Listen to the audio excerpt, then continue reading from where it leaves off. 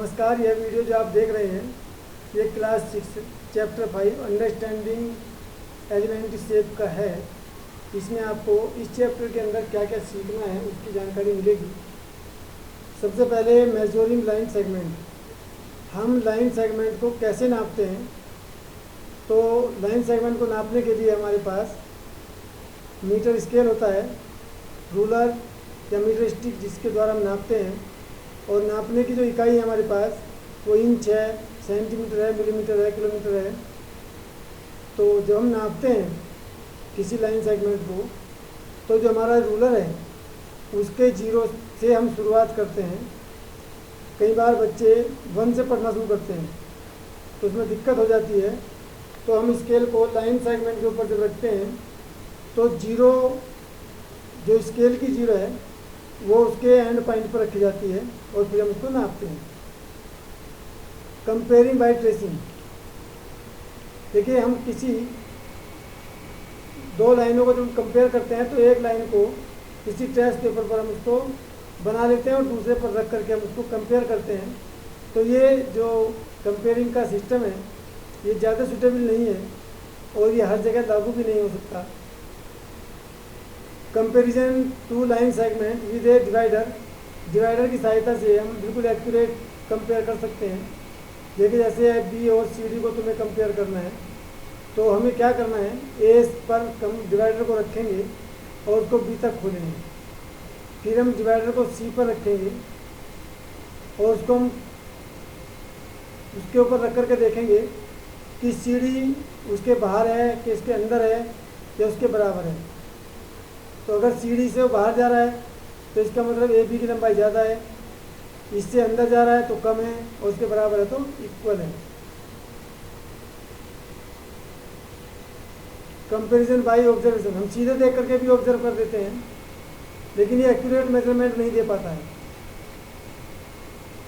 Sure about your usual judgement. तुम एक निश्चित जजमेंट पर नहीं पहुंच सकते हो कि ये दोनों बिल्कुल सही आपकी मेजरमेंट आई है कि नहीं आई। Comparison using ruler and divider. Ruler और डिवाइडर की सहायता से भी हम कंपेयर कर सकते हैं, जो सबसे सिंपल है और एक्यूरेट मेथड है। देखिए, फ्रैक्शन ऑन क्लॉकवाइज। जो घड़ी का डायल होता है वो 12 पार्ट्स में डिवाइड होता है और जब घड़ी की सुई की दिशा में हम चलते हैं, जैसे घड़ी की सुई घूमती है तो उसे हम कहते हैं क्लॉकवाइज। इसका उल्टा चलते हैं तो उसे बोलते हैं एंटी क्लॉकवाइज। जैसे कि आप इसमें देख सकते हैं, यहाँ से इधर को चल रहे हैं तो क्लॉकवाइज है और इधर को चलेंगे तो एंटी क्लॉकवाइज है। और ये 4 हिस्सों में बटा है और 4 हिस्सों में जो बटा है पूरा एंगल 360 डिग्री का होता है। ऊपर नॉर्थ है, नीचे साउथ है, इधर ईस्ट है, इधर वेस्ट है। तो अगर हम जैसे फिगर में दिखा रखा है आपको, कोई साउथ से ईस्ट तक जाता है तो 4 में से 3 पार्ट को कवर करता है तो फ्रैक्शन बनेगी 3/4। इसमें आप देख सकते हैं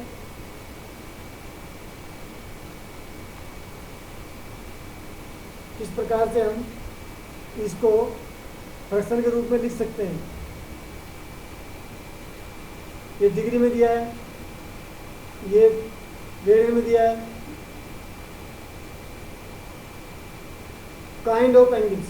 आपने एंगल्स के प्रकार पढ़े होंगे। एक्यूट एंगल, इसकी मेजरमेंट 90 से कम होती है। राइट एंगल जो 90 डिग्री का होता है। ऑब्ट्यूज एंगल जो 90 to 180 के बीच होता है। स्ट्रेट एंगल जो 180 का होता है। इस प्रकार से फिगर होती है इसकी। रिप्लेस एंगल जिसकी मेजरमेंट 360 और मोर देन 180 होती है और फुल एंगल जो कंप्लीट हो जाता है। इसी प्रकार से आपके क्लासिफिकेशन ऑफ ट्रायंगल। ट्रायंगल 2 प्रकार के होते हैं, by side, by angle. Side के आधार पर इक्विलेटरल, तीनों साइड इक्वल होती हैं। आइसोसेल 2 साइड इक्वल होती हैं। स्केलेन कोई साइड इक्वल नहीं होती है, तीनों अलग अलग होती हैं। एंगल के आधार पर जिसके तीनों एंगल 90 से कम होते हैं। एक्यूट एंगल ट्रायंगल जिसके तीनों एंगल, इसका एक एंगल 90 डिग्री का होता है।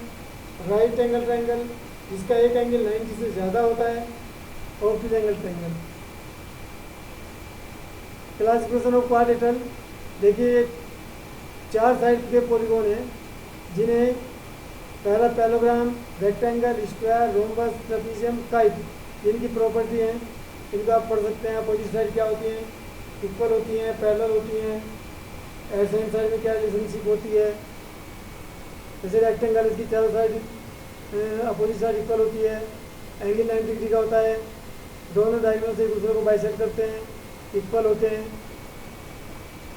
नेक्स्ट है आपका, अगर 3 साइड का कोई पॉलीगॉन है तो उसे हम बोलते हैं ट्राइंगल, 4 साइड का है तो उसे हम बोलते हैं क्वाड्रेटन, 5 साइड का पेंटागन, 6 का हेक्सागन, 7 का हेप्टा, 8 का ओक्टा, 9 का नोना, 10 का डेका और 12 का डोपेगोन और एन साइड का।